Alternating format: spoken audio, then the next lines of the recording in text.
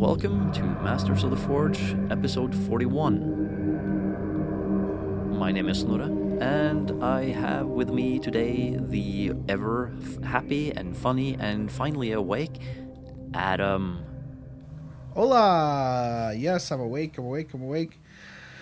Episode 41, Salamanders. Yes. Huzzah! Yeah, it's actually been quite a requested topic. We've been kind of avoiding big name topics, but I think at episode 40, it's kind of we should kind of start doing that. The DSR did a lot of big name topics like that, and I feel like sometimes we're stepping on the toes of that legend, but at the same time we have our own perspective, we have our own have our own headspace, and like not every a lot of our listeners have never even heard those episodes before, so screw it, we might as well go for it. Yeah, and by now, unless you find someone who actually saved them all, they are not on the internet anymore. It's like you can't find the Deep Strike radio on the net anymore because, well, the hosting's not paid for anymore, so everything's gone.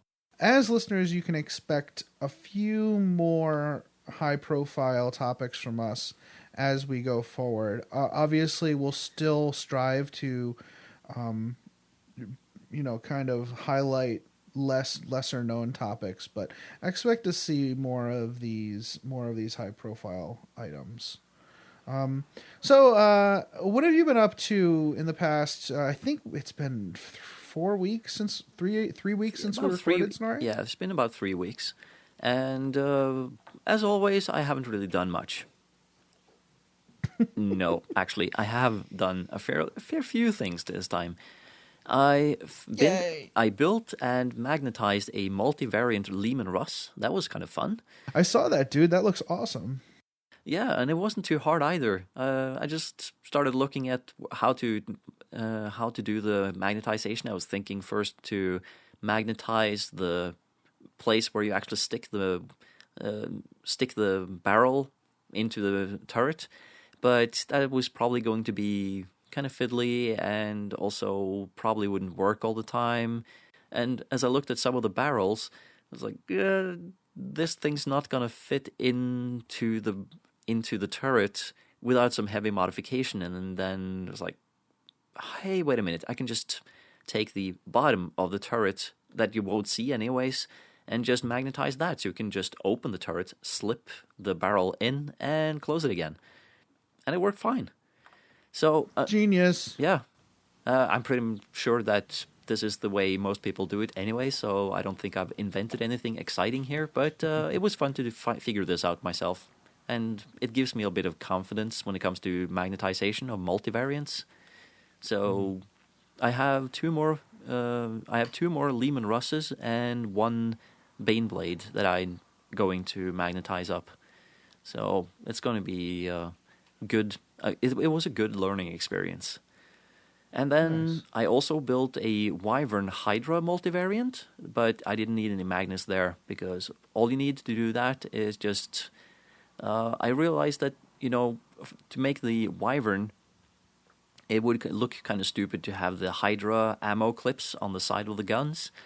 And the Hydra would look just fine with the Wyvern ammo boxes on the side of the guns. So I glued those ammo boxes on, and just a little bit of filing and a bit of sprue glued inside the guns, and you can just slide those Hydra guns into the guns, into like the gun box, and it looks just fine. And it's really stable and everything. So that was like just super easy. Yeah, I was pretty impressed with the Hydra magnetization. I thought that was cool. And doing that clam style magnetization with weapons, I've seen that work for other people. I think it's really cool. I gotta try that with some of my orc stuff, I think. But for the orcs, it's sometimes you just slap a magnet on the end, on the base of a gun and just swap out barrels because orcs. Yeah. Also, I finally finished the book Wolves of Fenris, which is a short story collection by Chris Wright, and also started reading Stormcaller, which is also by Chris Wright, and it's the continuation of Blood of Asaheim. So, everything went to hell on this planet, and one of the cool Sisters of Battles character, she dies. Spoiler. And, the Space Marines are there with the last defenders, and they're waiting for a reinforcement force, which also contains Njal Stormcaller. So it's exciting. It's kind of fun. It's a good book so far, but then again, I've only read the first couple of chapters. More to be heard about that later. And what about you? What about me? Well, I've been playing some games with my demon orcs. So those are obviously the Khorne Demonkin army I'm building. I'm doing okay with it. Like I played a little bit of Combat Patrol, which is fun. I played kind of a non-serious game with a kid on for Extra Life, the Extra Life event that we did, and I don't know. It was rough. It was kind of rocky going for a little while because I kind of want this army, even though it's super thematic and super fluffy. I actually want this army to be a competitive army. So I've been really trying to practice with it. And I had a great game against my buddy Curtis the other day. And I think I'm starting to understand the army and how it works. And I'm starting to get a lot better with it. He won that game. Like, we were playing Maelstrom, and he won that game by 1 point. So I think I'm getting there. It's just a matter of time. It also has some weird issues with some, like...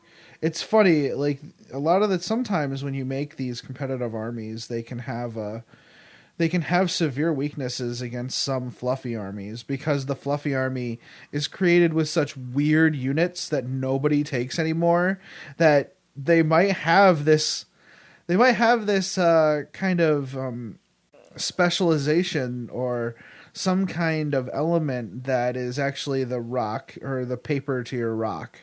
Yeah. So it's very interesting sometimes. Yeah. I really like so. that.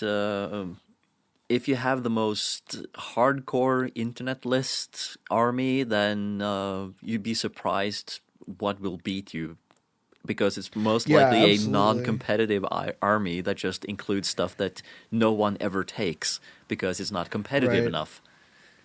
Right, like we have a young man at the store who plays Tyranids, and he runs these big monster, he runs a bunch of foot slogging monstrous creatures, which nobody does anymore. Well, my army I can't do anything. I couldn't.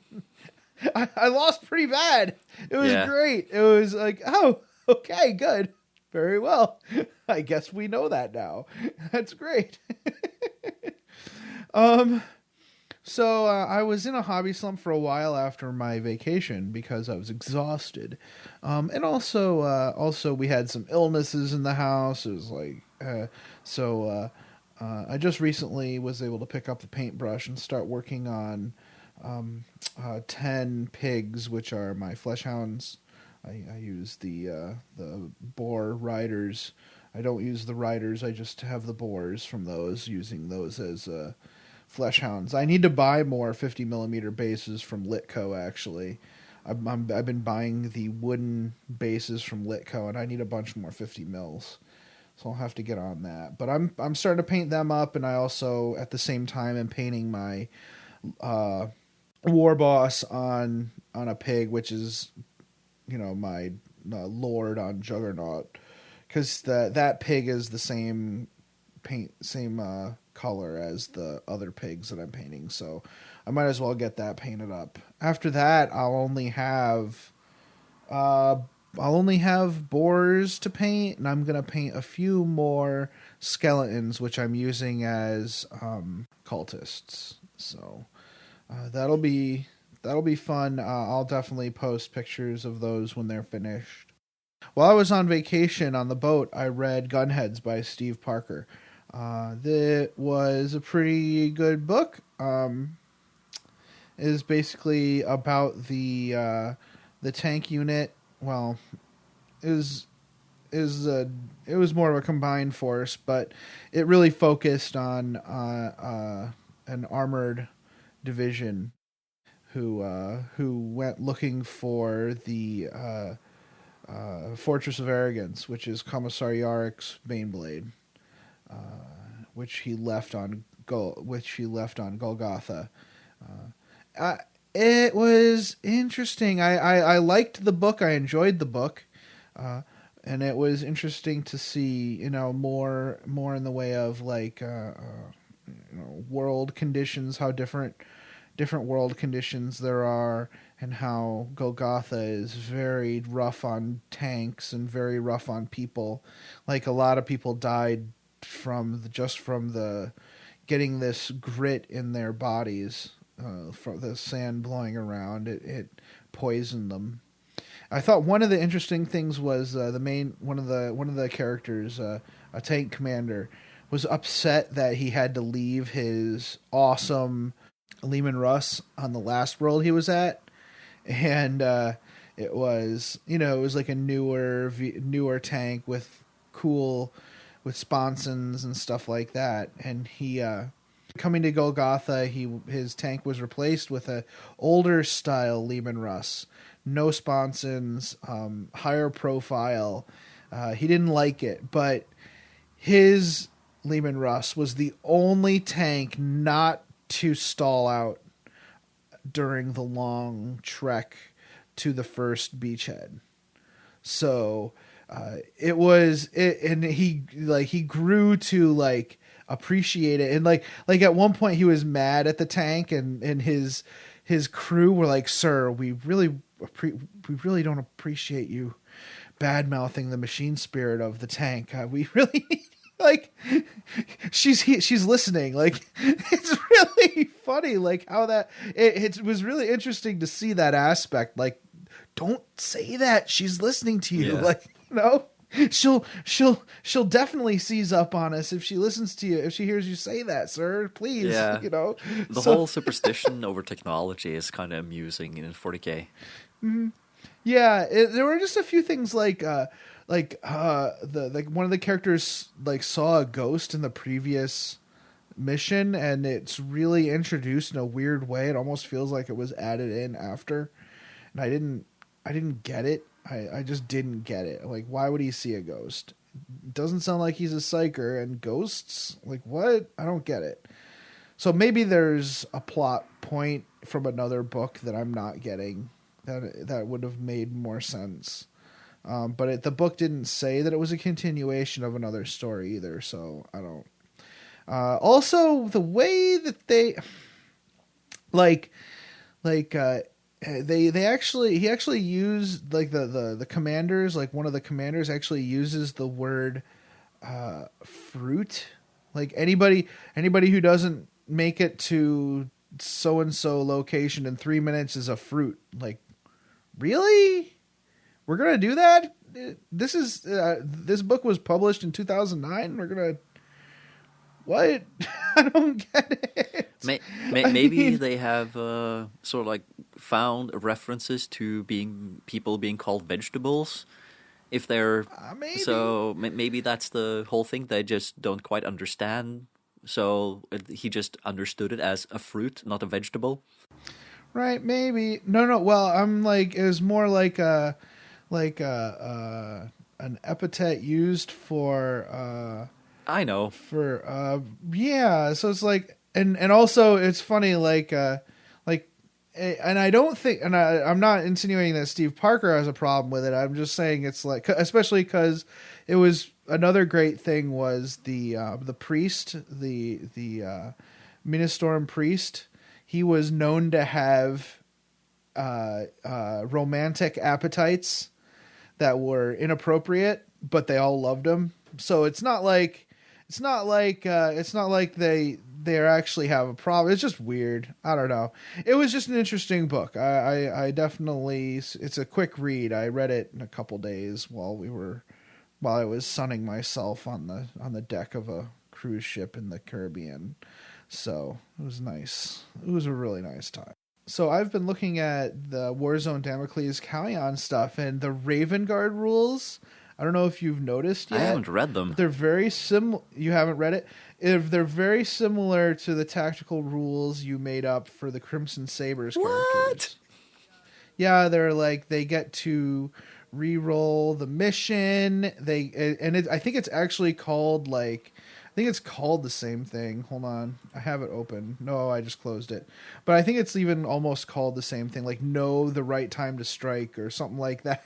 It's funny. Yeah, well, I guess that I'm generic enough to actually name something very generic. And, well, Games Workshop wouldn't do... I don't think they would do anything that different. They would go for a generic thing. It made sense. So it's not a big deal. But then again, it's always fun to see that the rules we make up are similar to stuff that others make up.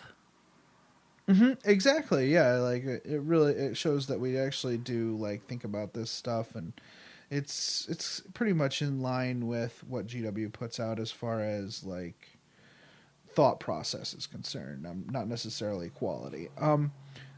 So also for this episode, we have a ton of spoilers. If you are a Salamanders fan and you have not read the fluff and you want to and you don't want to be spoiled, you should just not listen to this episode because we're going to tell you all about the Salamanders, even Horus Heresy stuff. And even some heretical spoilers. Yes, there are heretical spoilers. Absolutely. So keep that in mind as we proceed forward. But I guess with that, I think we are ready to start talking about the Salamanders. Yes, we are. So let's take a quick break, and we'll be right back. Hey mofos, this is James from the 1 Hour a Night Facebook group. I want you to set your brush down and look at your shelf. You know, the one full of unpainted plastic minis. Don't try to pretend like they aren't there, I know they are. Well, how about instead of silently mouthing I'm sorry to them every time you walk by, we get some paint on them. The 1 Hour a Night Facebook group is doing a CAD and a quarter challenge. It's simple. Grab an HQ and 2 troops that you have already assembled but unpainted on the shelf. Take a picture of them all together, post it, and then paint them up by December 1st. Bam, done. Guild assuaged, cosmic forces aligned. 1 Hour a Night is all about hobby support and keeping motivated. That's 1 hour a night. 1 written as a number, hour a night. All one word. See you on Facebook. This is Rob Sanders, and you're listening to the Masters of the Forge, where the world of 40k comes to life on your tabletop. They shall not fail me. They will return from the fire. Thus it shall ever be. The Emperor of Mankind. So today's topic is the Salamanders Legion, and we're going to start with their pre-heresy origins. The Salamanders have been fighting for the Imperium since the Unification Wars. They were among the early subset of legions to be brought up to fighting condition along with the Space Wolves and the Alpha Legion. At the time, these chapters were somewhat mistrusted by the rest of the Astartes, while the other 2 legions are somewhat distanced from the rest of their cousins. Even to this day, the 18th Legion have earned the trust of their allies. Yeah. At first, Salamanders were a little bit, I guess they're a little bit apart from the others. Although the 18th did serve with distinction during the Unification Wars, they were instrumental in the Emperor's final battle to overthrow his last true opposition. About 20,000 were, so even back then we had just these large numbers of Astartes being churned out by the Emperor. 20,000 of them were sent to the depths of the earth on a suicide mission to take out a heavily defended geothermal reactor, like from the golden age of technology. Is a very interesting story if you want to read it online. It's really cool. They basically face an entire army of these ancient automata. They kind of treated the Astartes invasion like an infestation of germs. They really don't care who they're attacking. It's an invasion of their sanctum, really. And only 1,000 of the 18th Astartes returned alive. They got a lot from that, though.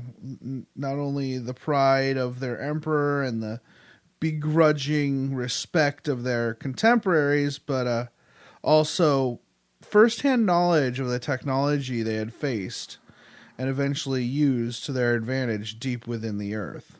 Now, in the early days of the Great Crusade, before the emergence of the Primarch, the bravery of the 18th Legion was interpreted by many as sheer bloodlust, which is kind of interesting considering now they're considered one of the most humane chapters out there.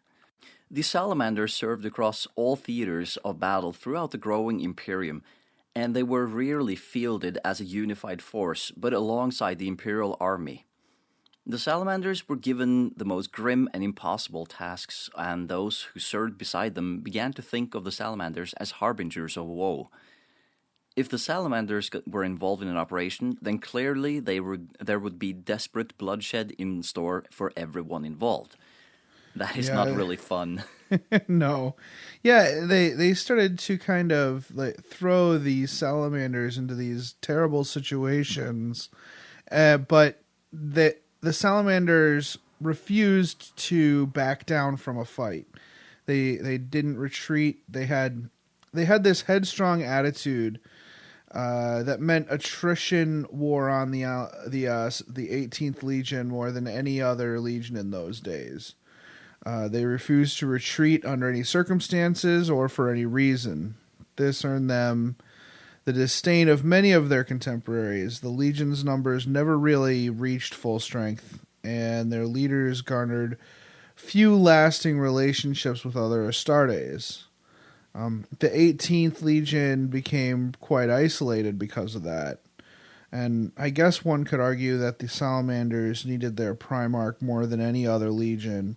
Not for genetic reasons, as was the case for some of them, but to kind of save them from themselves. Yeah, it's not like the Salamanders were quite as in trouble as, for example, the Thousand Sons.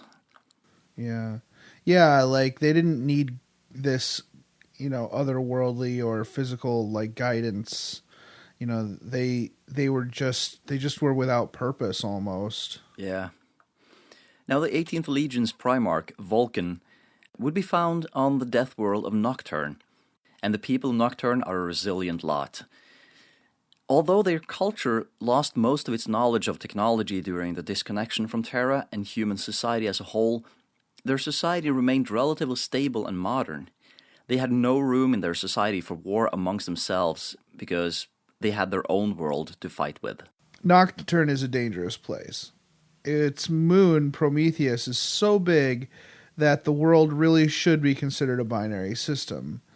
In every 15 standard years, so that's like Earth years, the worlds pass so close to each other that Nocturne is kind of rent asunder almost. A few planetary features remain somewhat intact, but huge tidal forces obliterate anything human-made. It's kind of like Fenris. It's very similar to Fenris. Yeah, that's actually kind of fun because I'm reading a book about Space Wolves now, and it actually talks about the early years of one of the Space Marines before he became an Astartes. So they do talk about the changing times. Right. And I think that I don't think Nocturne really has as many oceans as Fenris does. So I mean, a winter does come because of all the ash popped into the sky, like almost a nuclear winter of sorts without the nuclear part. Yeah. Then again, the planet itself is kind of big nuke, so everything's radiated anyways. Yeah. Oh, yeah, it definitely is. Yep. Lots of radiation. But fortunately, there were 7 very impressive permanent walled cities which housed any pilgrims who were lucky enough to make it to the gates alive before the times of trial, which is what they call these tumultuous times when everything goes to hell. The craftsmanship that went into the construction of the walls of these cities was a great achievement and a testament to the skill, dedication, and the will to live of the people of Nocturne. Interestingly, stories tell that it was shamans or psychers in communion with the earth itself who originally selected the best locations for these cities. Yeah, that's pretty neat. Like they're kind of these nascent psychers who can douse the land and say, well, this area's a little bit safer than another area. Maybe the crust is thicker or something like that. Very cool. And the upheavals themselves, though, are part of the boon of this world. They exposed vast deposits of valuable resources, or even with the superheat, kind of create these deposits of like gems and metals. So for this reason, the people of Nocturne were very clever at crafting metals and gems. When their long winter would come following the time of trial, they moved out into the wild and collected the bounty. Unfortunately, most of their reptilian livestock would die during the winter, but the people of Nocturne persisted with diligence. And the people of Nocturne rather inexplicably evolved resistances to their world's harsh conditions. They have their blackened skin that combats the world's deadly radiation. Their eyes glow red, having developed the ability to see in infrared. And from a hard science perspective, it's highly unlikely that these mutations are natural. Because, radiation and rampant mutation usually means just the body dies off because it can't handle that much change. So it would be reasonable to assume that the original settlers of Nocturne possessed the ability to alter the genetic code of their colonists in order to survive the planet's harsh environment. Right. Yeah, that's it. It really is the only answer, unless you have some other kind of, I don't know, like outward, some kind of outside force working at work here. Siege. Yeah, you never know, right? Well, so it just makes no sense. It takes millions of years for these kinds of developments to be able to show themselves in a human population.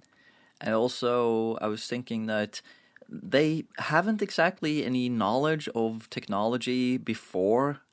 Like from their early times. So even if it was the case that they have been genetically altered, they don't know anymore. They have no records of it. Yeah, exactly. They wouldn't be able to say we were genetically altered because they don't know what that means. So yeah, and it would make sense, right? Like if an old exploration fleet or like just a colony ship were to come here and with the idea to colonize it, like probably to mine the resources on Nocturne, it's probably likely they had a plan already set for modifying the genetics of the population so they can withstand the environment. Unfortunately, something obviously went wrong and an actual technological society was not established. Because of this regression, the society, well, and also its disconnection from Terra, Nocturnian society also developed their own dogma, which they called, we should kind of, just to recap for everyone, the reason they're disconnected from Terra is because of the warp storms from the birth of Slaanesh. So, because of that, they're, you can't communicate with Terra. You can't go to Terra. It's just the blackness of space is filled with warp storm at this point. So that's why. But anyways, they developed their own kind of dogma, which they call the Promethean cult.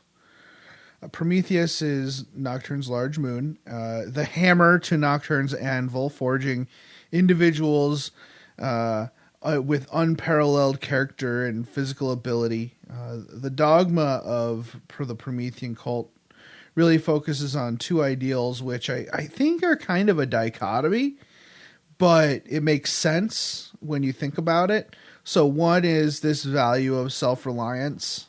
Like you you should be able to take care of your own problems and persevere as an individual. But the other is the capacity to sacrifice for others. So they work hand in hand to create this dogma which kind of nurtures a people who can survive one of the harshest habitable environments in the Imperium. That basically through self-preservation and strength of community. And it was this dogma which was the highlight between the eventual meeting between Primarch Vulcan and the Emperor of Mankind. Vulcan had already impressed the Nocturne people with his incredible intellect and powerful physique. He had also demonstrated a keen skill at leadership, crushing the Dusk Wraiths, which had a long history of raiding Nocturne. Legend has it that Vulcan himself killed over 100 Dark Eldar in that war, armed with nothing but a pair of blacksmith's hammers. Can you imagine? They have airplanes. How did you do that? I'm guessing he threw them. Like a Thor. Yeah. Can you imagine? Hey, I thought the Space Wolves had like the all the rights to Old Norse imagery. Right? Yeah. And, he probably like jumped. They were probably like skimming low, like shooting. He's like, I'm just going to jump up here on your airplane. What? Primarch. Yeah. So the Nocturnians held this victory tournament, which included feats of strength and intellect.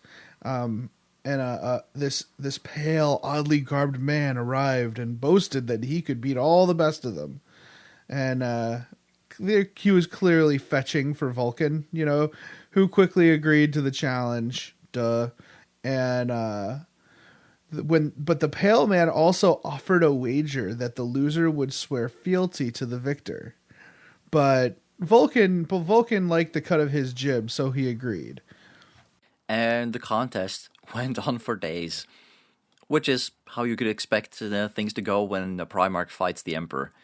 And each day, things just got more over the top than the last day, and both men displaying unbelievable physical and mental abilities which were far beyond that of a mortal man.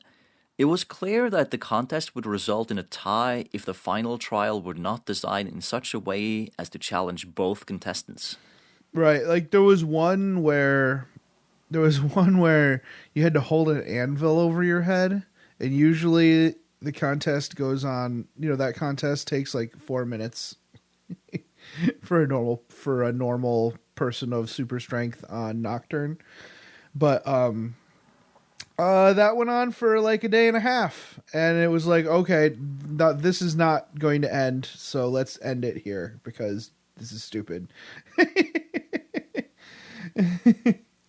So the Nocturnian elders got together and they devised a trial by which both men had to forge a weapon and then slay the largest salamander they could find with it. The salamanders are basically a subclass of species on the planet, which they're obviously like lizard-like, and they can withstand the fires of Nocturne's angry tectonics. And this makes me think of a 50s B movie of super giant ants irradiated by some crazy scientist and going around rampaging stuff.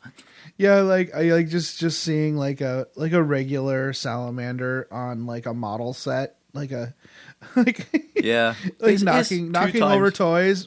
Yeah, twice as large as any Space Marine model on the table. Yeah.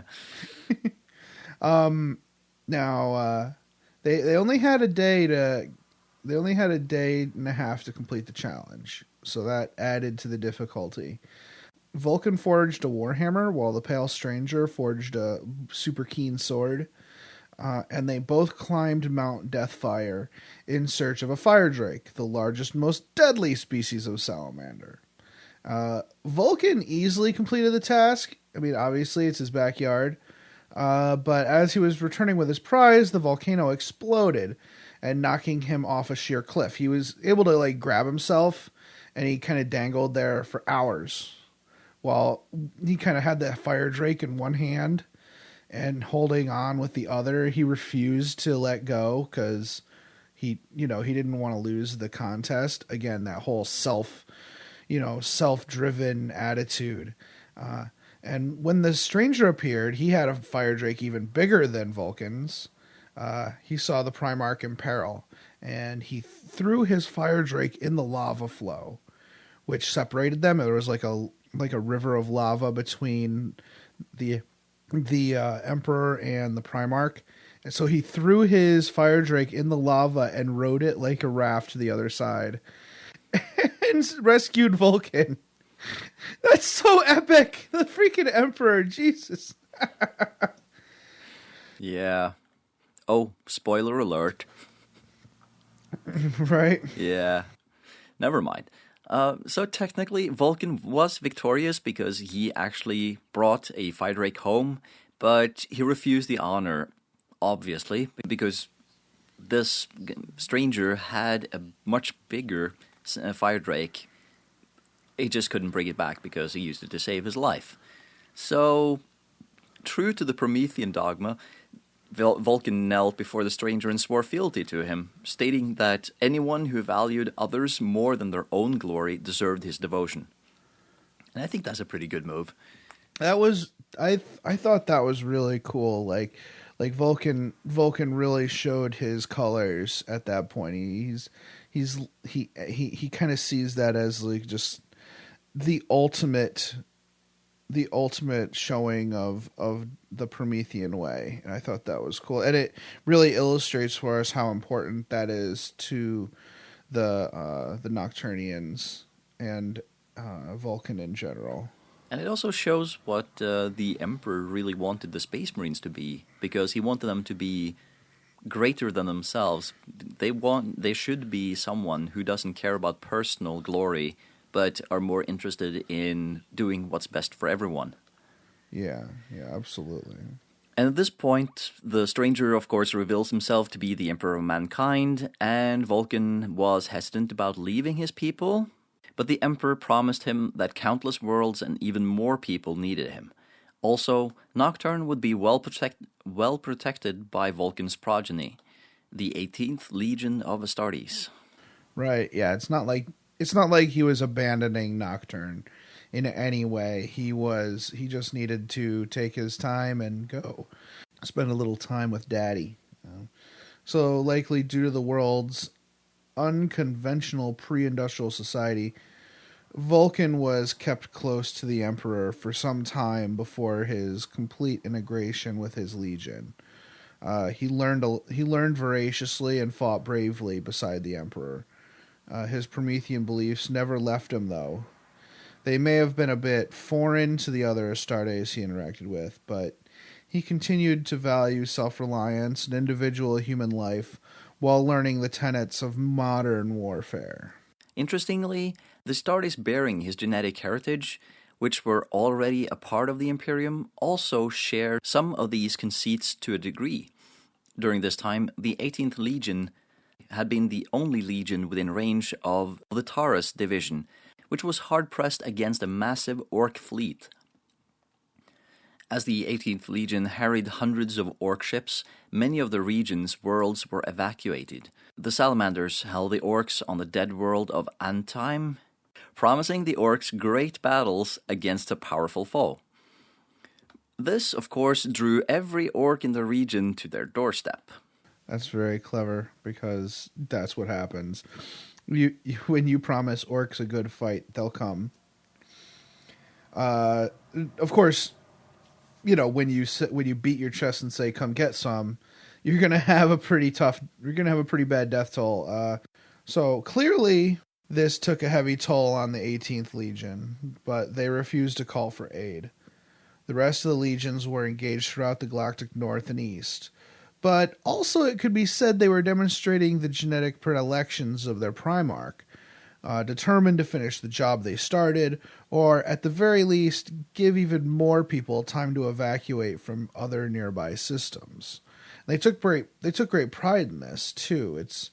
It's weird, but it seems as if the 18th with the genetic heritage of Vulcan, even though they've never set foot on Nocturne, and they've probably never even met their Primarch, already kind of have a lot of his character traits. Vulcan caught wind of what was transpiring on Antium. He collected 3,000 new Astartes initiates from Nocturne on a fleet of brand new warships and armed to the teeth. All this had been wrought by Vulcan's design. Vulcan! I need to stop saying that. It's Vulcan. To inspire such a rapid build-up of custom material is a testament to the Primarch's impressive intellect and leadership. Yeah, he's a super smart. Vulcan, even by Astartes standards, he is super smart. And he had his own ideas of how the machines of war should operate and should look like. So a lot of 18th Legion material is very customized for their use. So the fleet arrived at Antium, and while the 18th Legion still fought for their lives throughout the Orc fleet above that world and on its surface, the two halves of the Salamander army crushed the Orc opposition with a brutal lightning warfare, scattering them into a rout across all fronts and stopping them to dust. Which is how Space Marines usually do it. Yes, that's well, especially when you like more than double the number of Astartes that were already there. Yep. And when you count, include the fact that these are Space Marines who are specialists at close quarters fighting, your Space Hulks really don't stand much of a chance. After Antium, the 18th Legion warriors who had held the world for so long bowed before their Primarch, most if not all meeting him for the first time. And Vulcan would have none of it because he didn't see them as his soldiers fighting for him. He saw them as sort of a lightning rod that actually tar-pitted all these orcs in one location, helping the whole system evacuate and also setting up sort of an attack or a trap for the orcs so that he could come in and help kill them once and for all. So instead of having them bow for him, he bowed to them, praising the many lives that they had spared by risking their own. One might surmise that Vulcan was proud that his sons, whom he had never met, had so bravely represented the dogma he held true to his heart. Yeah, like it's almost too much of a coincidence, but I think this is true for every legion. Every legion out there, the gene seed finds a world that is best suited for the Primarch. The Primarch's sons, whether they are raised on that homeworld or not, have some of his predilections, as does the world that he lands on. It just seems very duh. It might be that do you think that there's some kind of psychic connection between the Primarch and his sons? So it doesn't matter where they are in the galaxy, they would have kind of gotten some of his personality. No, or do you think it's all genetic? I think it's mostly genetic. Right, but it's also very it's very coincidental that these Primarchs find worlds that are perfect for their personality as well. So it's just interesting. Yep. So Vulcan quickly pulled all the scattered 18th Legion together, forming every disparate aspect of the Legion into one cohesive force. He was tired of them being scattered about. He wanted everybody to come home. And they came to Nocturne, where the Primarch carved out a presence on both that world and its moon, Prometheus. The moon would become the home to the Salamanders' powerful fortress monastery. Additionally, Vulcan crafted a unique dreadnought sarcophagus called the Iron Dragon for the fallen 18th Legion master, Cassian Vaughn, who would remain on Prometheus and protect the past and future of the Legion, basically the gene seed and stuff like that, and their histories. Vaughn wouldn't be the only salamander to occupy the Iron Dragon, though. Over the years, others would be interred there when the previous occupant was slain or succumbed to extreme age. So only the most strong of will have the mettle to command the Iron Dragon to do its bidding. That was pretty interesting. And from now on, the 18th Legion would be called the Salamanders. This was an apt name because not only was the Salamanders the name of Nocturne's most important order of natural wildlife, but it was also a creature well known for loyalty to its family and ferocity in their defense. The symbol would serve to remind the 18th Legion that their days of hot-headed bloodlust was over. They were a legion whose Primarch had brought them wisdom and patience, but when committed to battle, they were a firestorm of ferocious intent. Yeah, that did not change. Once the Salamanders are committed to battle, they fight like animals caged or animals uncaged.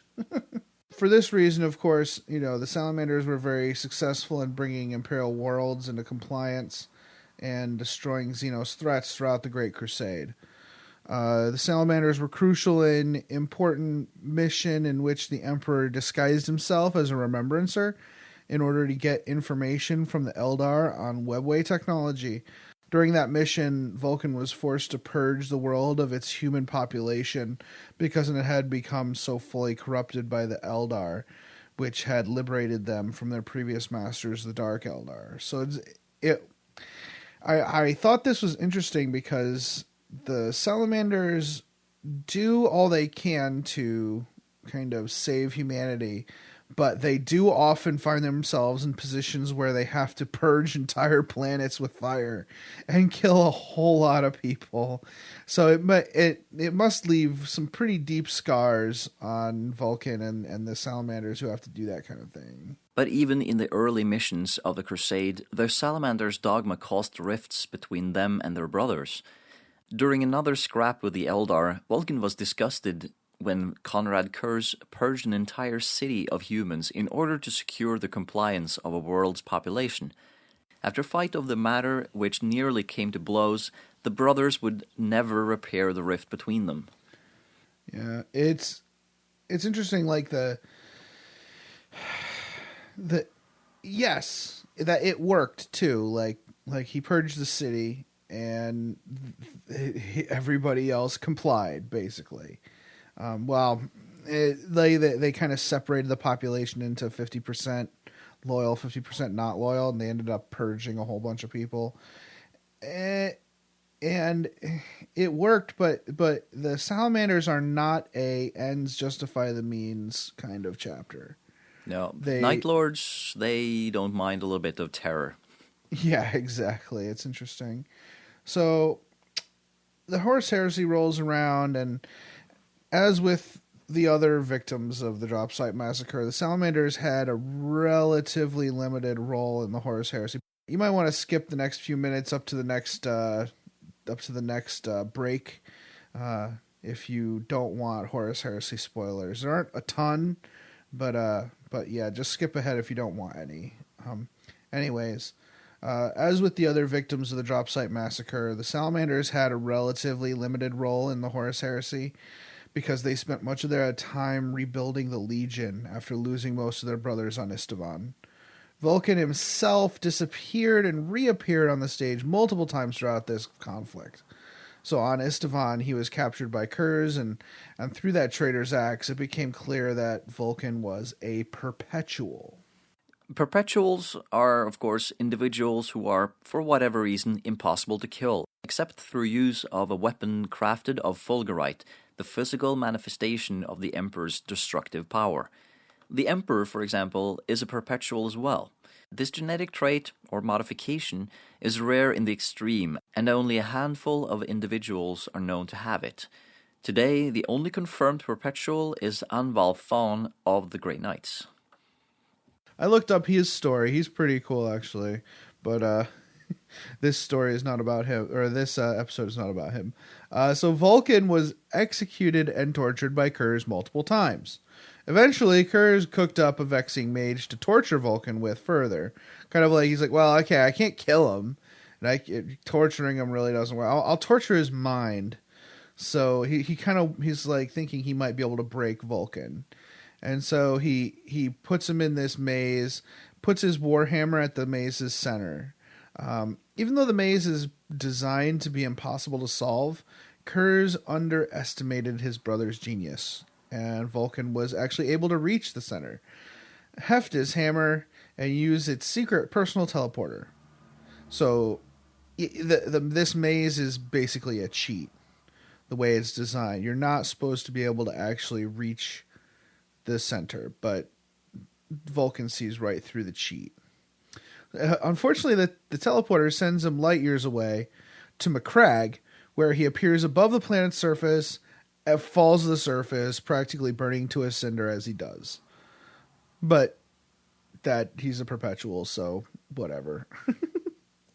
At great length, Vulcan was eventually restored, and he survived the Horus Heresy. His legion, in his absence, did seek vengeance against their traitorous brothers. Alongside the other survivors of Estevan, they attacked the Crone world of Idris, bringing some manner of retribution to the Emperor's children, the Iron Warriors and the Alpha Legion. Yeah, Crone world being like one of those original home worlds first colonized by the Eldar. And before the fall of the Eldar. Yes, exactly. And though the Crone worlds near the Eye of Terror are kind of the ultimate demon worlds now. Super Slaneshi death demon-y worlds that you don't want to go to.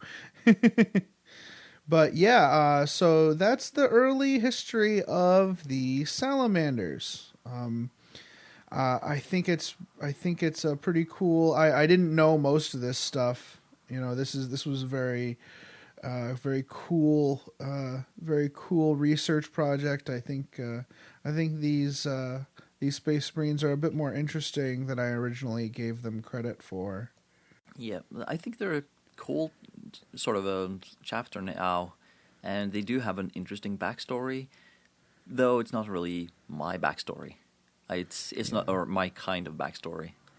Right. Yeah, I have a lot more. I don't know. I feel a little bit more attached to this chapter than I have many of the others. I think it's more human. I think it's more like reachable, more relatable, from my tastes. So that's pretty cool. But I guess the Salamanders have changed a bit since the heresy, and we'll talk more about that after the break.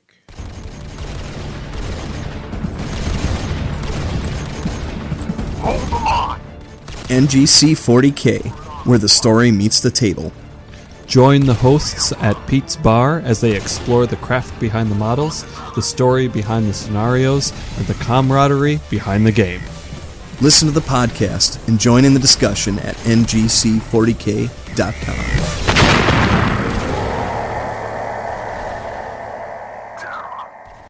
Hey, Masters of the Forge listeners, are you looking to expand your Warhammer 40,000 gaming group? Do you want to start a 40k club in your area? Do you want the people you attract to be like-minded mofos? Do you want to advertise your YouTube channel? Or even attract more subscribers to your hobby blog or online community? Then what better way than to advertise on the Masters of the Forge podcast? All we ask of you is that you email us at mastersoftheforge@gmail.com or message us on Facebook with a full text of your advertisement, including the region in which you live and any contact information people can use to get a hold of you. We will have one of our many tech servitors read your advertisement on the air. We promise not to make fun of you.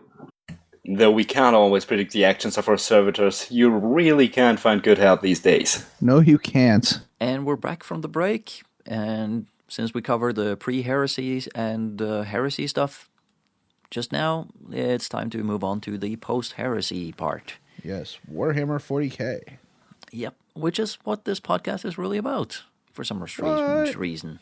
So when Robert Guilliman introduced the Codex Astartes after the Horus Heresy, Vulcan sided with Dorn and Russ. He did not agree with Guilliman's plan to prevent further heresy by breaking the legions into smaller chapters, and then further regimenting those chapters into very rigid structures.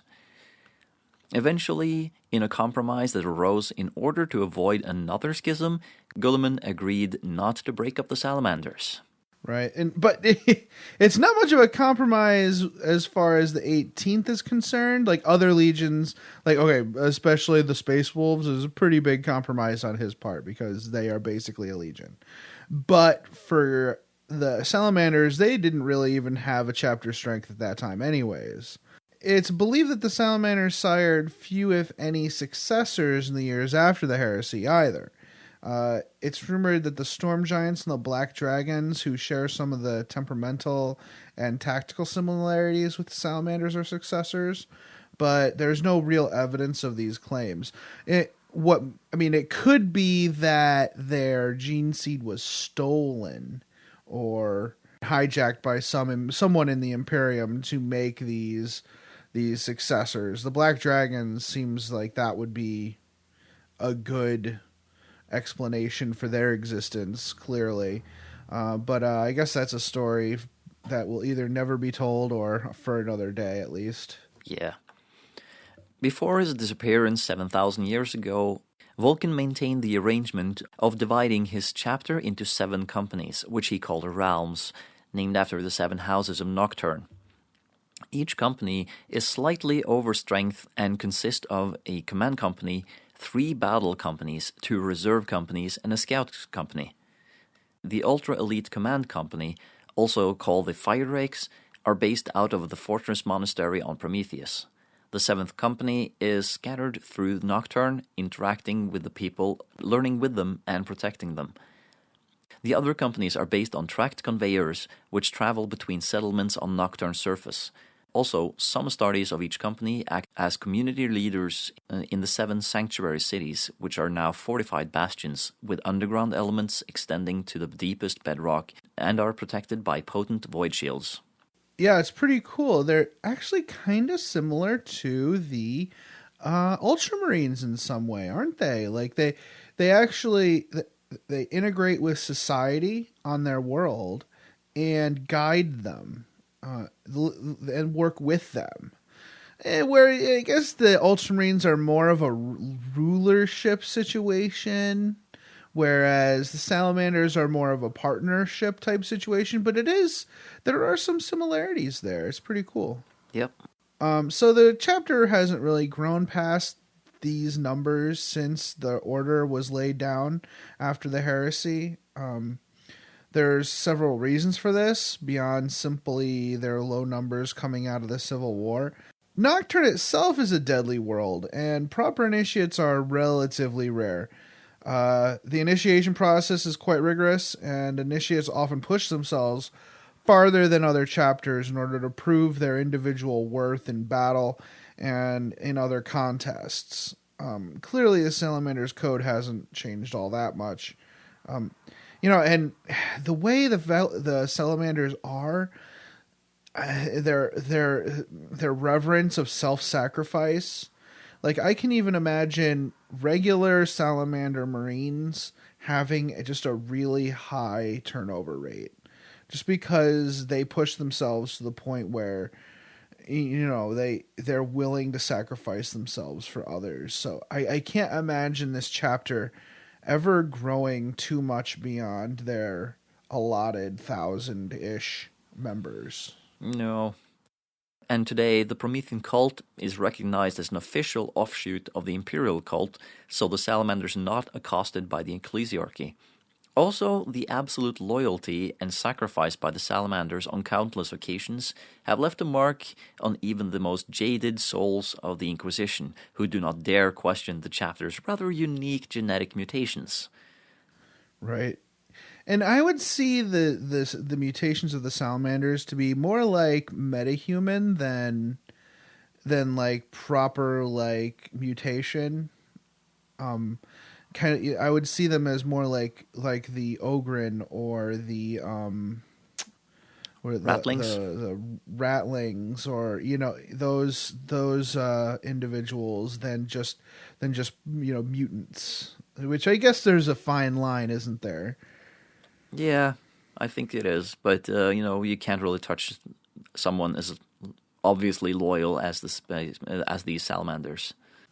Right. Kind of like, again, similar to the Black Dragons, where it's like, yeah, I guess we could give these guys crap for looking weird, but we could also just let them do what they doing, because they doing it so well.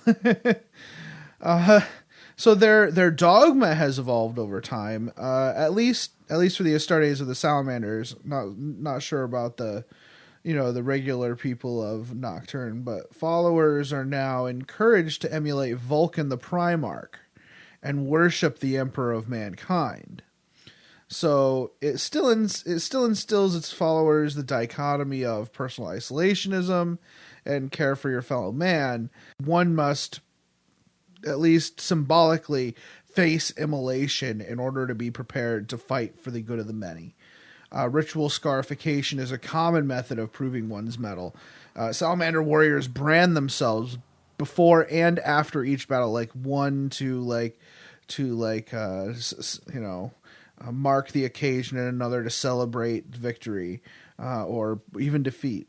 The current chapter master, Tushan, is so scarred that he has run out of room on his skin and instead must mark his armor. That's pretty extreme. I ain't no sissy. I don't mind getting scarified. I just don't have any room left on my skin. It's even all over. Like as they get more experienced, salamanders who are super experienced and super elite, they're eventually scarring their face. Their face is the last thing they scar. And he's run out of room on his face, so that's good for him.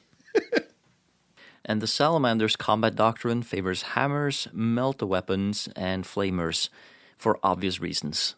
This is really a heralding back to the old ways on their own world and their fire. So the warriors of the 18th Legion prefer short-range firefights and close combat to long-range warfare and hit-and-run tactics. They shy away from speeders and jump packs in favor of heavy armor and devastator squads equipped with medium-range weaponry such as multi-meltas, heavy flamers, and flamestorm cannons. They do, however, maintain a huge number of other transport vehicles in order to get their warriors into the thick of the fight as quickly as possible. It's more of a not like jump out and assault orc style, but more like get the guys up there into medium range, get out, shoot the crap out of somebody, maybe then get into assault, who knows, but definitely some shooting. Yep. The Salamanders have more than enough Tech Marines to maintain this heavy equipment. Indeed, the Tech Marines themselves rarely have to perform such tasks, though, because every astartes in this chapter are capable of these tasks on their own. So every astartes can maintain their own equipment, which again it bellies the chapters in the astartes of this chapter. It bellies their intelligence and their dedication to crafts. Not like arts and crafts, but you get the idea.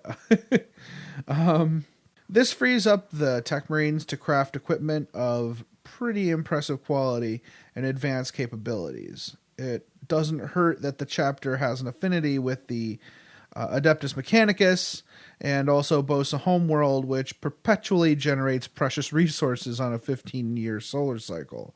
So, they kind of speak the same language as the Adeptus Mechanicus, right? Like they can hold conversations that don't bore the Adeptus Mechanicus that they come in contact with, right?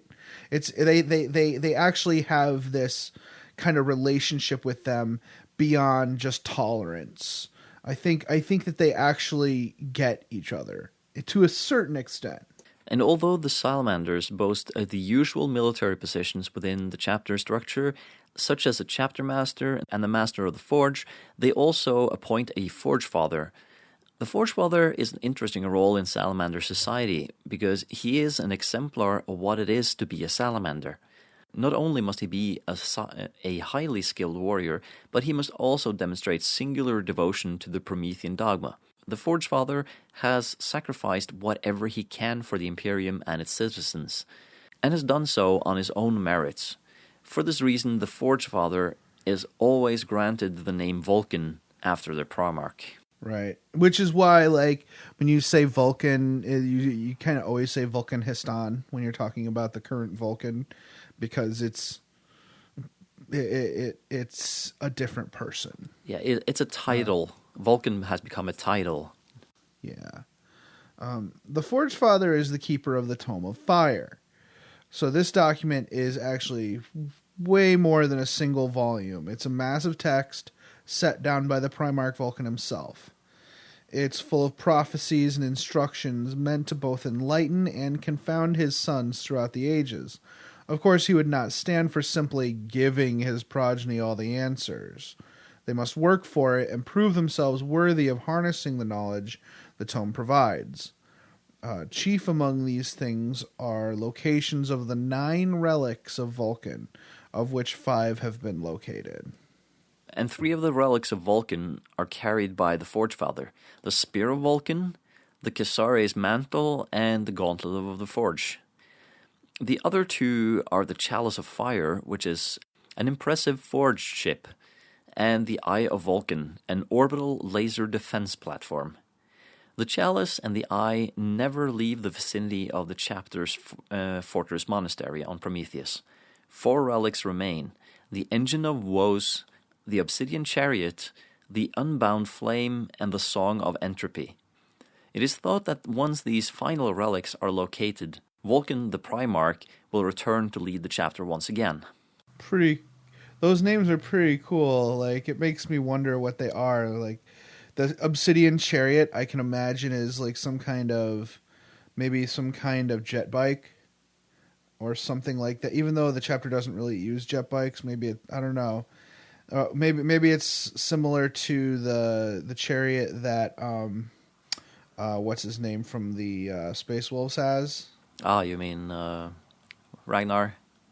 Ragnar, yeah. The Engine of Woes. Who knows what that is? But I like the Unbound Flame and the Song of Entropy.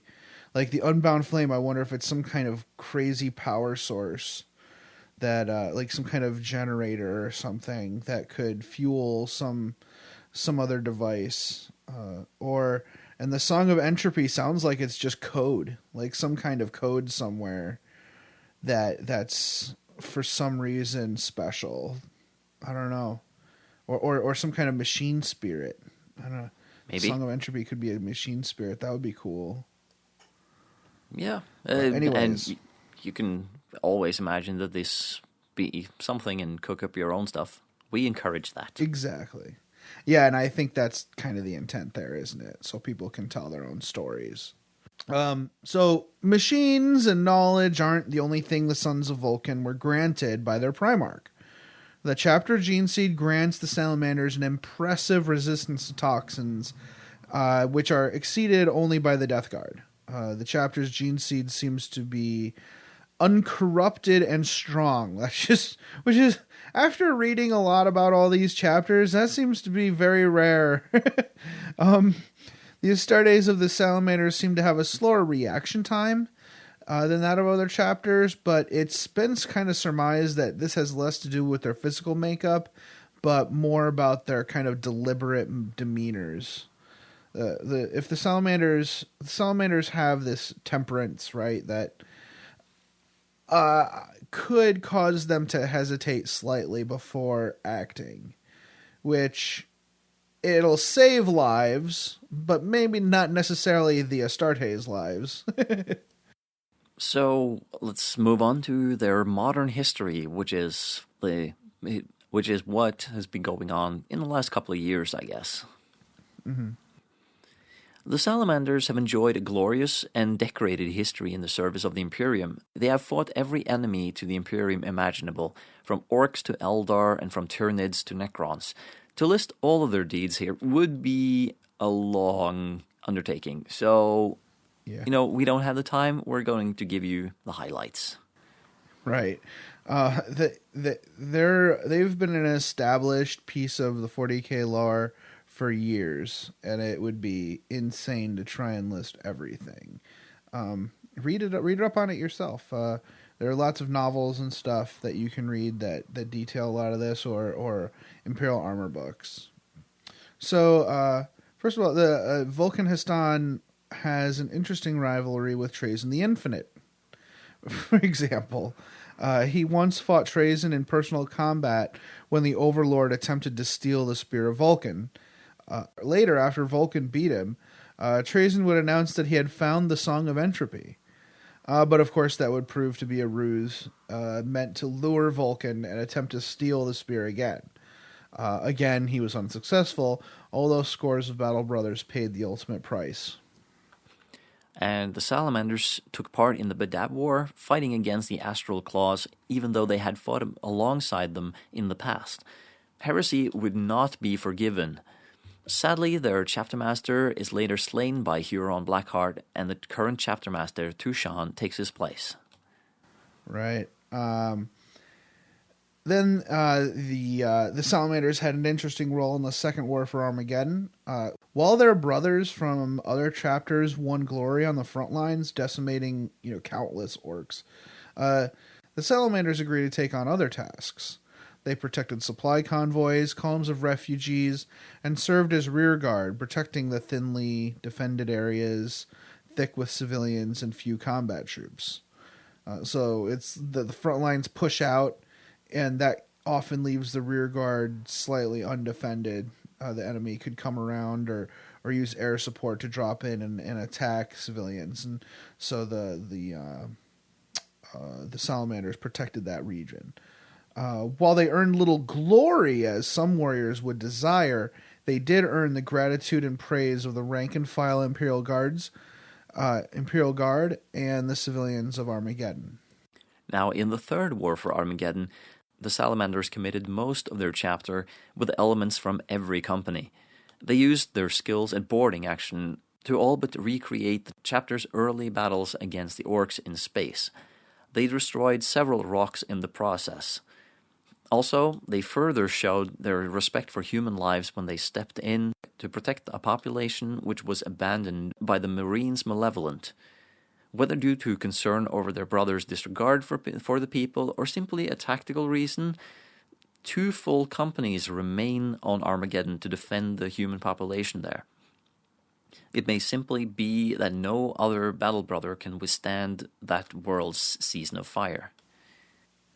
Yeah, basically every year the winds whip up on Armageddon, and all that nuclear fallout gets whipped up, and it gets hot.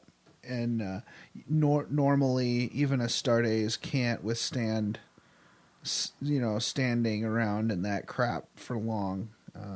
But the Salamanders, it's not much of a problem for them, actually. Radiation? Okay. Whatever. We got this. So, whatever the battle, I guess the key point here is, no matter what the battle is, the Salamanders adhere to their dogma. Each warrior seeks his own achievements on the battlefield. He's willing to sacrifice all for the good of the unit, the chapter, and the people of the Imperium. And each warrior fights in this crucible of his own design. And in doing so is forged into a weapon which is feared by his foes, respected by his allies, and beloved by his charges.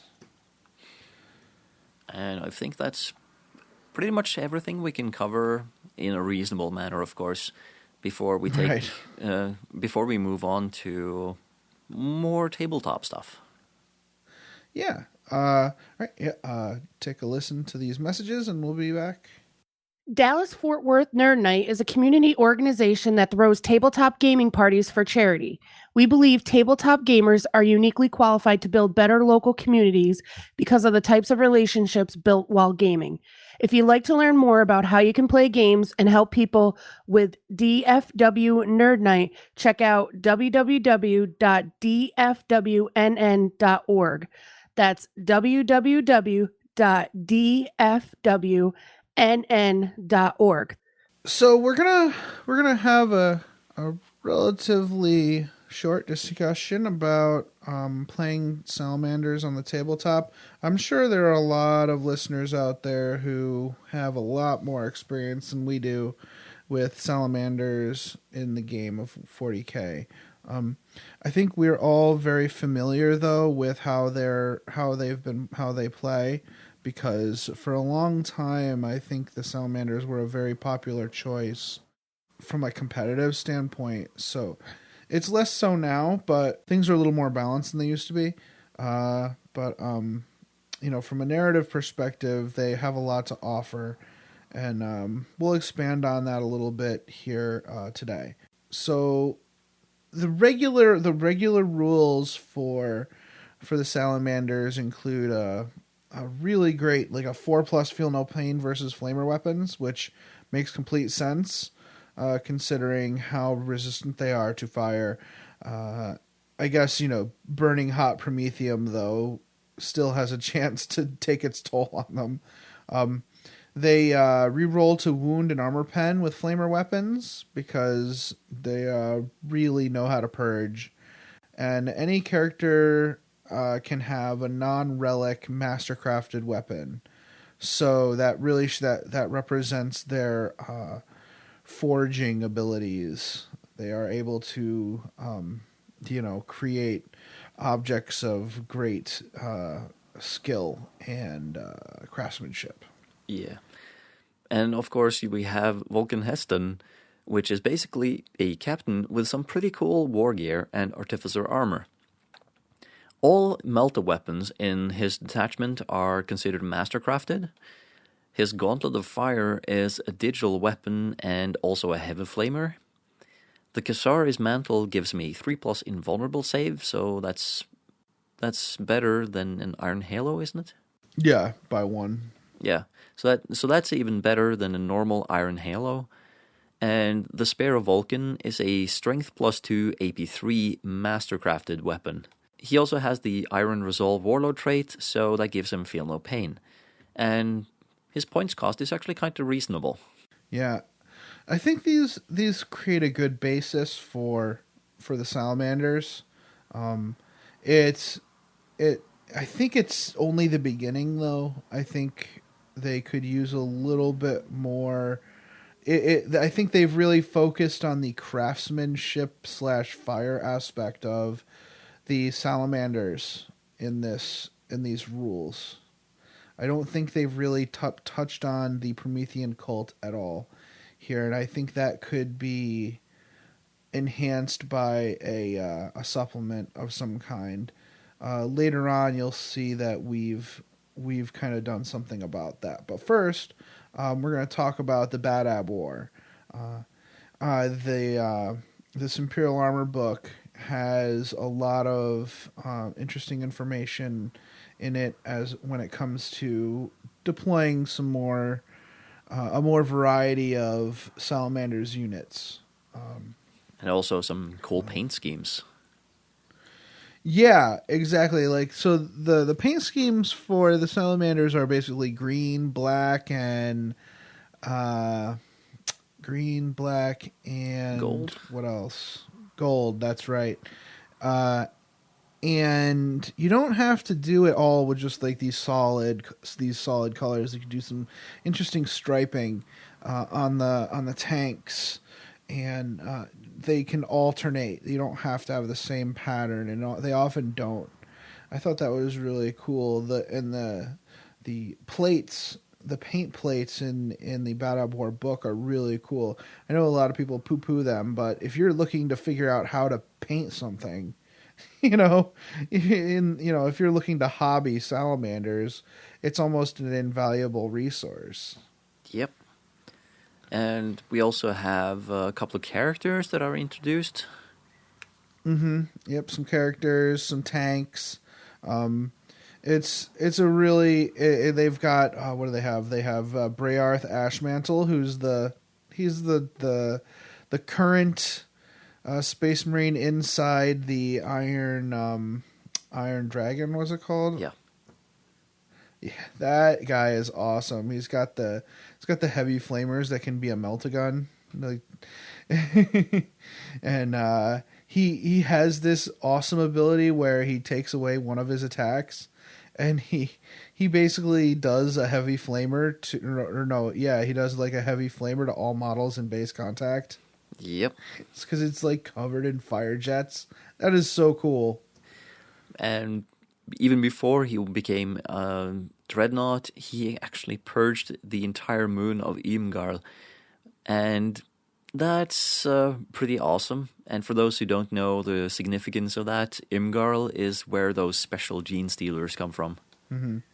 Yeah, there's also a few things in there that aren't necessarily salamanders, but they're like salamanders, like the Cestus Assault Ram. And there's this interesting character called the Space Marine Siege Master, which he can reroll reserves, and he makes one full unit awesome with either Tank Hunter or Furious Charge. I think, Yeah, Tank Hunter with Melta-Guns, Furious Charge with these guys who just love close combat who are prone to close combat. Maybe I should say that. And yes, they're close combat adjacent. Yes, and also they do have a lot more mastercrafted weapons, so it really goes well with the Furious Charge. Right. And the other Imperial Armor War Machines of the Adeptus Astartes, there's a unit in there called the Predator Infernus, which you can either have a Magna Melta or a Flamestorm cannon on that thing. And the sponsons, I think, are defaulted with heavy flamers. Either that or they can have heavy flamers instead of heavy bolters. And I thought that was definitely Salamanders. It's like a way for the Salamanders to get a Ball Predator without actually getting a Ball Predator. That unit is pretty cool. It looks awesome, by the way. I love the way that looks. And I like how the vehicles, sometimes they'll put flames on the vehicles. Pretty cool. I was wondering if I was thinking about doing some Space Wolves a while back. And I've got some models. I do actually have some Space Wolf models. And I was thinking of doing Kjarl Grimblood's Great Company. And the funny thing is, I think that the Salamanders rules would be better than the Space Wolf rules for them, because that's the company that uses like flamer weapons and is obsessed with fire in the Space Wolves. What do you think? Well, apart from the whole what was it, the ultra flamers or ultramanders, they're doing that whole I'm gonna make this thing but I'm gonna use that chapter tactic. I kind of hate that, but at the same time I'm not sure if it would be easy to represent Kjarl Grimblood's Great Company using current Space Marine rules or current Space Wolf rules. I mean, right. I mean, granted, you could just equip them with flamers and be like, Kjarl Grimblood's Great Company, woohoo! It's like, yeah, but it really doesn't represent anything, really. You know, it's just you equip them with flamers. Congratulations, you know. But and especially when it comes to like some of the vehicles and stuff too. But I don't know. Again, that project is so far down the line, it's ridiculous. So we'll see when the time comes. So I think if you were playing Salamanders, you definitely want to harness those thoughts, like having the fire and the Melta in your units, like Devastator squads with multi-Meltas. What's that? The Wine Annihilation. The Cryhammer Wine Annihilation Force. Yeah. I think that would. I think that'd be pretty cool to do as Salamander's chapter tactics. Get those guys with multi-meltas. I know the internet loves grav cannons, but I think that would be perfect. Have the have the assault squad with flamers and have the devastator squad with multi-meltas, and you get in there and you're all salamandery. I think that would be really but they good. don't really use drop pod tactics, do they? No, They don't really use jump packs or drop pods. They don't use them a lot, but I'm pretty sure they have them. Oh yeah. But also, yeah, they do roll in with rhinos a lot more than they do drop pods, but I'm pretty sure they have drop pods too. There's always a reason to use them. Right. So, like, if you wanted to make a traditional Salamanders force, you'd probably use rhinos, maybe a Land Raider Redeemer with the Flamestorm cannons on the side, right? Yeah. Yeah. And put them in transports, give them some Melta weapons and some Flamer weapons. Give them a commander of some kind, either Vulcan or somebody else, and kind of just send them up the field, really. I mean, what else is there to say? They want to get close. You jump out, like, within shooting range, and you shoot as best you can until the assault happens.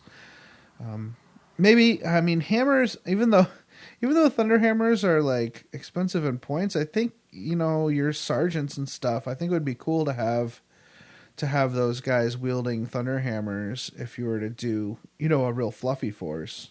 Master-crafted thunder hammers? Yeah. Master-crafted thunder hammers. Boom! That would be pretty great, actually. Giving those guys, like, a combi flamer or a combi melta and a thunder hammer, and spend 8 bajillion points on each sergeant, but who cares? Anyways, we've come up with some new rules for playing Salamanders.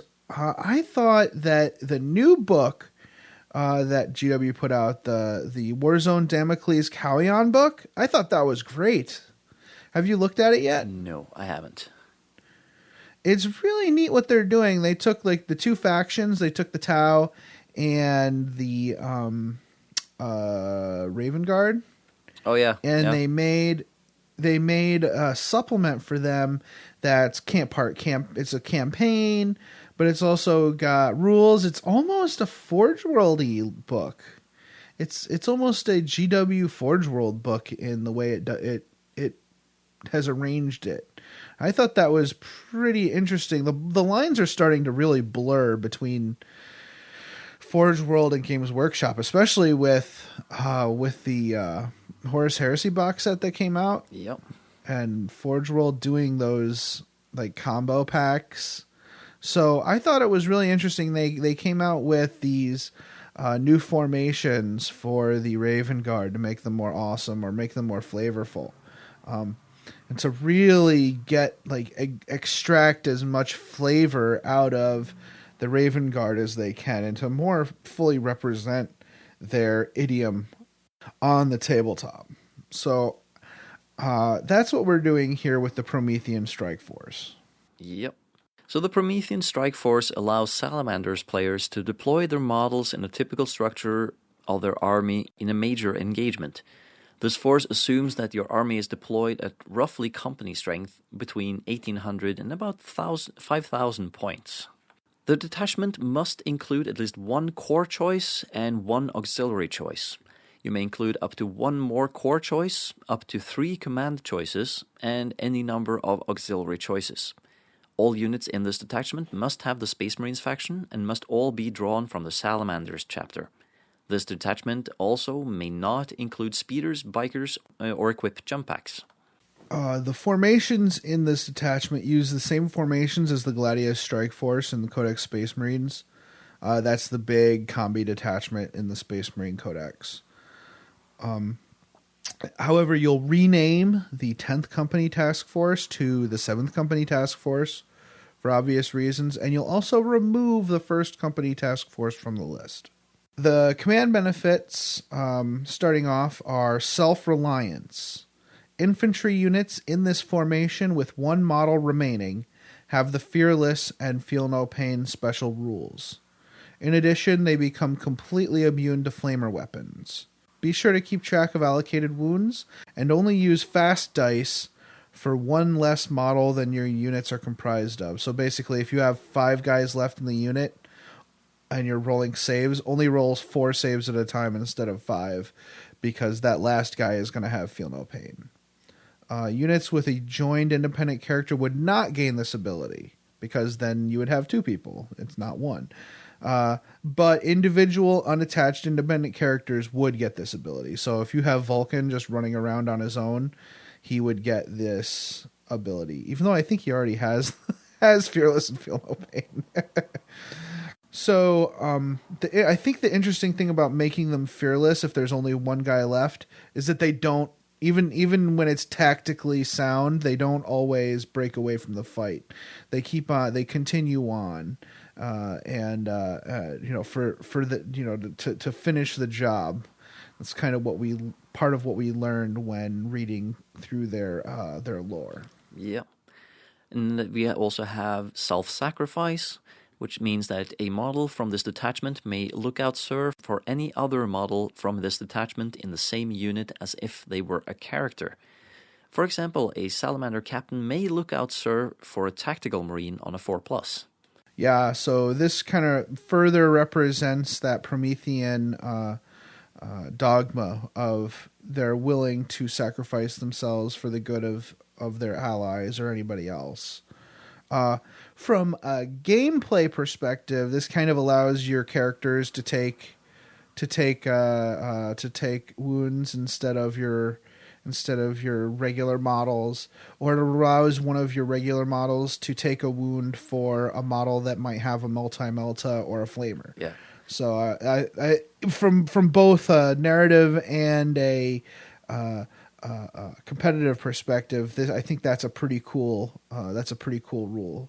Yeah, and I really saw this as a way to really keep special weapons alive. Yeah, it really is basically that. And if you have Vulcan in there, he can really tank some wounds with his 2+ armor save as well. So yeah, don't think that wasn't intentional. It was definitely intentional. Yep. And the last command benefit is company arsenal. If a Promethean strike force includes 2 battle demi-companies, then any Melta or Flamer upgrades for models in this detachment are free, and any Thunderhammer upgrades are 10 points less. Yes. So this harkens to the ability from the Gladius strike force that gave people free transports. Instead, for the Salamanders, they have access to a large arsenal. If you've got 2 battle demi companies on the field, that means you have access. You probably have access to a forged ship of some kind, like one of the Salamanders' strike cruisers or something like that. So you have readily available resources, and you don't have to pay for Melta or Flamer upgrades. And Thunderhammers are much cheaper. I thought that was in line with what's available on, for the other Space Marine chapters through the Gladius Strike Force. Do you think this is do you think these command benefits are overpowered, Snorre, or do you think they're close to what's in the Gladius? I think that considering what you can get for free with the normal Space Marine Codex, I don't think these are too bad. I don't think these are actually over the top either. Cool. Please, listeners, please do us a favor and go ahead and play with this detachment and tell us what you think. So we also have one new formation to replace the First Company Task Force. It's called the Fire Drake Purgation Force. So clearly the Fire Drakes, as we discussed before, are the Salamander's First Company. The Fire Drake Purgation Force consists of 3 to 5 units chosen from any combination from the following list: Terminator Squad, Terminator Assault Squad, Sternguard Veteran Squad, or Vanguard Veteran Squad. And they also have some special rules, and they are Fear and Fearless. They don't really break away from the fight at all. They're, they get up in there and they're ferocious and terrifying, shooting fire out of every orifice, I guess, and scaring the crap out of their opponents. They also have 2 special rules. One is by fire be purged, and all flamer weapons in this formation have the rending special rule. And then building on that is this next rule kind of is similar to Vulcan's rule, where his ability affects other units in the formation. So this ability is called maximum purgation. This ability is actually a combat doctrine, which may be declared once per game. During a turn in which this doctrine is activated, all flamer weapons for models with the Space Marine Salamanders faction have the rending special rule. So I don't think I've seen any units or formations that actually create new combat doctrines, but I thought this made sense for having these commanders there at the battle. And I like it. I think this is very salamandery. Awesome. I'm glad you like it. Again, listeners, please try it out. I'm sure your friends will not mind you using this, using these detachments and formations. I think they're pretty in line with the lore and also pretty balanced. So I guess, I don't know. I really don't have much more to say about playing Salamanders on the tabletop. I hope our listeners have some things to say about it. Feel free to comment on the thread in Facebook if you have any advice for other players who might be interested in the Salamanders. I'm actually kind of interested.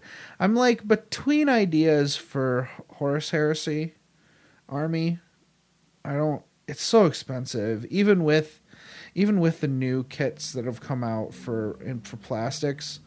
It's still so expensive, but I think I'm like leaning towards Raven Guard because I love Beakies, but Salamanders are awesome too. So I don't know. I've already decided on what kind of Legion I would do eventually when I get the chance to hop onto the Horus Heresy boat, but it's so far into the future I don't really think about it much. Yeah, I could not.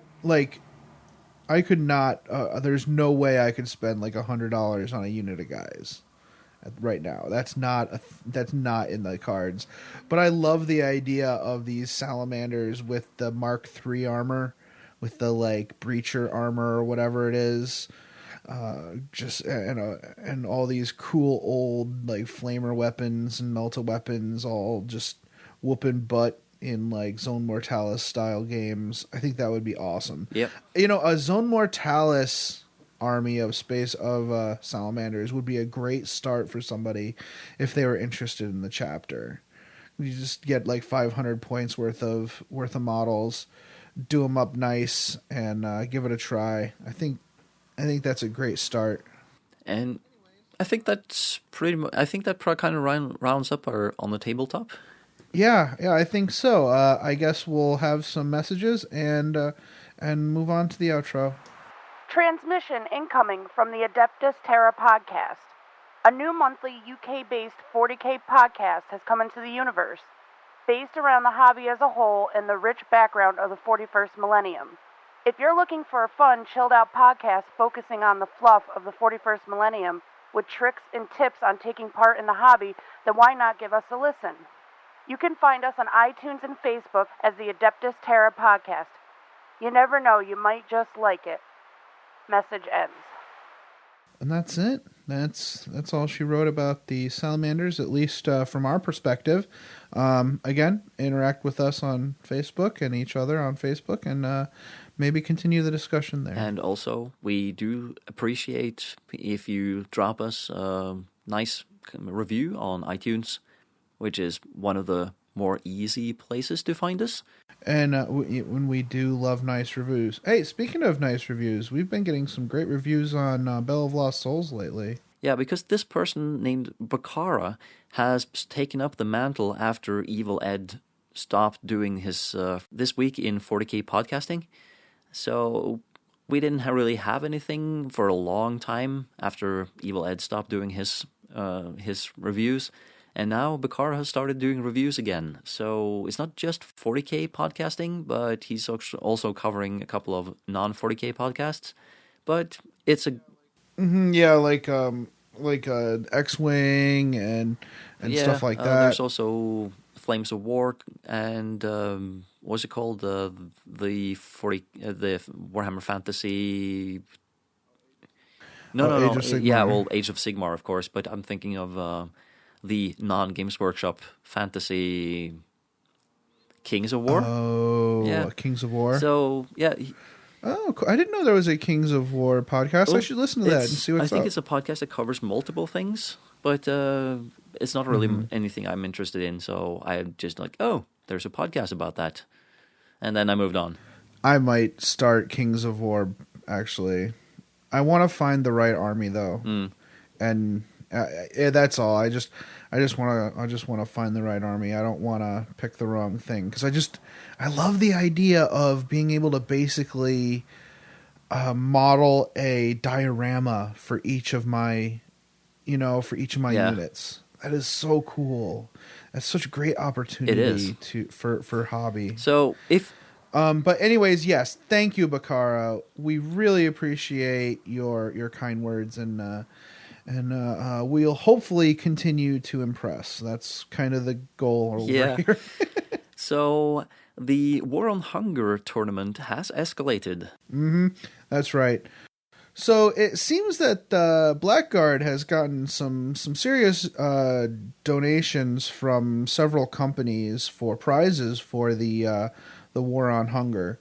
I know that the listeners have heard about this before on our show, and other shows actually have promoted Blackguard's event. But there's going to be tokens from Big Bully Gaming Accessories. It's awesome. It's like this. It's an Aquila, but it's a turkey. Nice. I love it. I like a two-headed turkey. One of them's got a hat on. One of them doesn't. Nice. Some 4 cases from KR Multicase. Awesome. That's pretty neat. Grasslands Fat Mat from Frontline Gaming. And some vouchers from Mr. Justin at Secret Weapon Miniatures. That's awesome to see the community coming together and supporting a wonderful cause. Yeah, and I guess that we also have run some ads for the, was it Fort Worth Nerd Night? Yeah. Yeah, Dallas Fort Worth Nerd Night. And they are doing a similar thing. They are doing tournaments to benefit various community causes. So I guess that wargamers are actually a pretty nice bunch when it comes to it. Yeah. I mean, we're all these weirdos. We have our moments, right? But sometimes we know when to come together and do the right thing. So again, just wanted to reiterate, it'll be at SoCal Games and Comics in Temecula, California. It actually starts late at night. It's at 11:15 p.m. on November 21st. So it's a kind of a lock-in type event where everybody kind of comes together and says, all right, significant other, this will be the night of War on Hunger, and I must go support the hungry. Yeah, remember your caffeine. Yes, definitely remember your caffeine. All right. So what else? We would love for you to try out our Twitter account, our Twitter page. You'll basically get the a Twitter notice when new episodes come up, or we think of something interesting to say, which is rare. But aside from that, what else? We also have the blog at mastersoftheforge.com. That's where you can find all our supplements and also links to our episodes, so you can download them manually if you're so inclined. Also, speaking of events, so Flipside Gaming is having another tournament. I'm running a Maelstrom-only tournament on November 21st. That's a Saturday. That's probably this coming Saturday if you're listening to this on release day. what will happen is I'm rolling a random Maelstrom mission for every round. It'll be a 3-round tournament, and it's a best overall tournament. So it's not a super competitive event. It's just meant for everybody to bring their 2,000 point list and have fun with some Maelstrom missions. I'm hoping to get a good turnout. We've got some new people in the area, and they've been coming to the store. So hopefully we'll have a nice influx of new blood for that. Other than that, I think that's it. It is pretty much the end of the list. Excellent. So Snorri, it was good to talk to you again. Always a pleasure to talk to you. Always a pleasure. And I'm not sure what the next episode is going to be on, but until then, play the game the way you want to.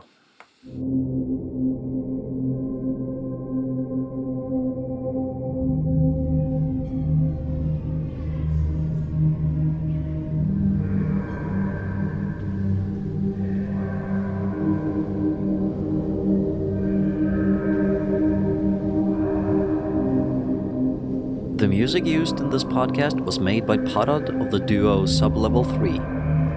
The track is used with his permission.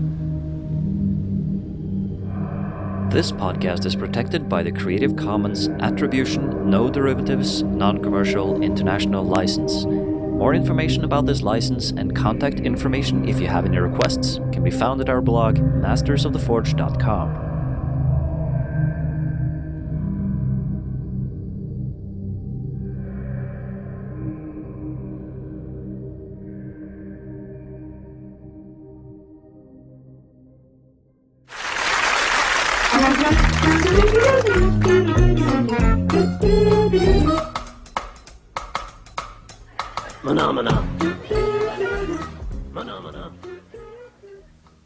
Oh, we didn't say who was going to start. Yeah, I can do that.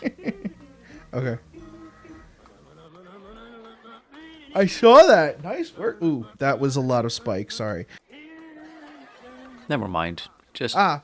Never mind. Star Trek Attack Wing. We haven't said that yet. Star Trek Attack Wing. No, it's just Star Trek Attack Wing. Hold on. No. Okay. Working. Bleh. Oh. I didn't do the silent one because you can't see me. Yeah. Okay. So, when robot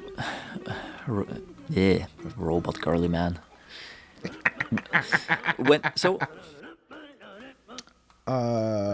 Words. Where was I? I guess the key point is start again. Star Trek Attack Wing.